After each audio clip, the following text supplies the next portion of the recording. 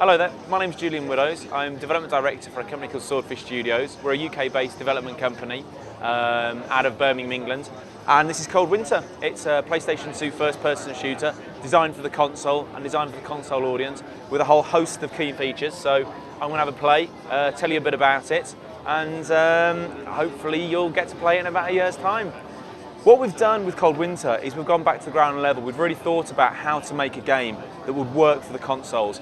And one of the biggest problems consoles have is that most of the audience and most of the people out there will never get to finish a game. Over 85% of the people who buy a game won't finish it. So what we've done is create a game that's short and fat rather than long, thin and linear.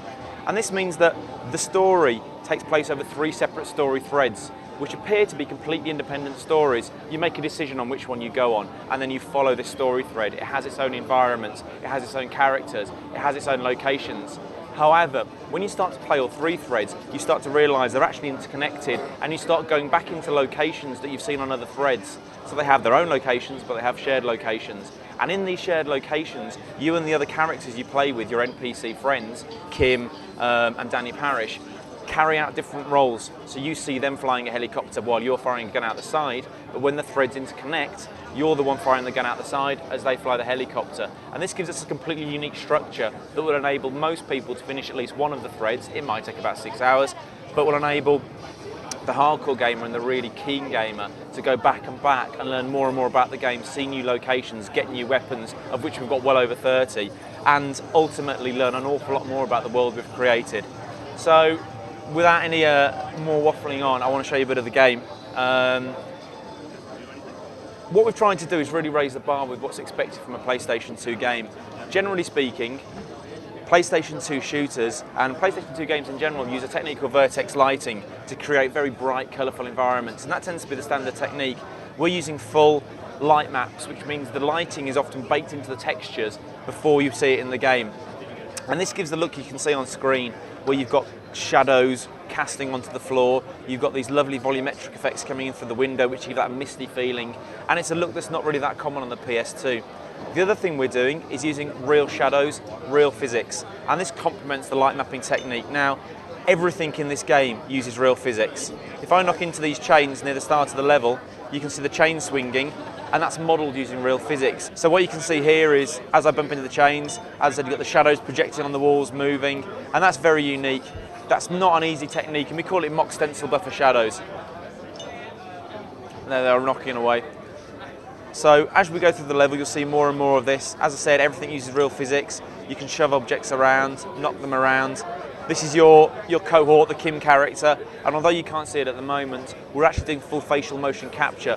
What I'm going to do now is start playing through the level and show you some of the cool features we've got as we run through it.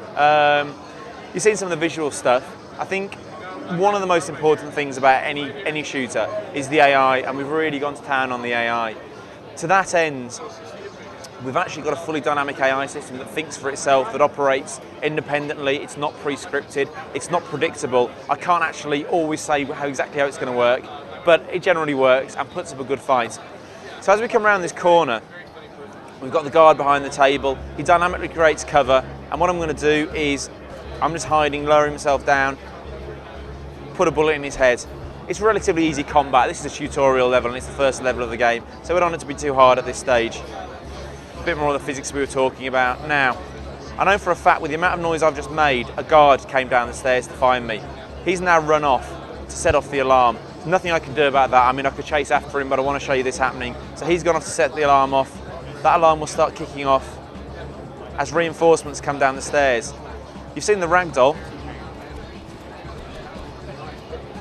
As you see as well, when you shoot people in various extremities and parts of the body, they animate differently. So as we go through here, what we'll see is as I shoot the guards and kill them, depending on where you shoot them, they animate differently and then ragdoll.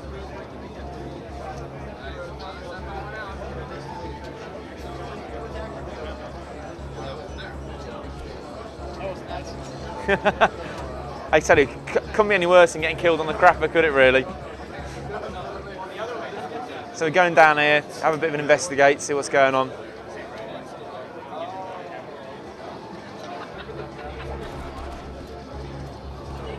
You'll also notice that the targeting reticle is going red from time to time. When the reticle goes red, that means the assist is on, and my fire is being delicately drawn onto the target.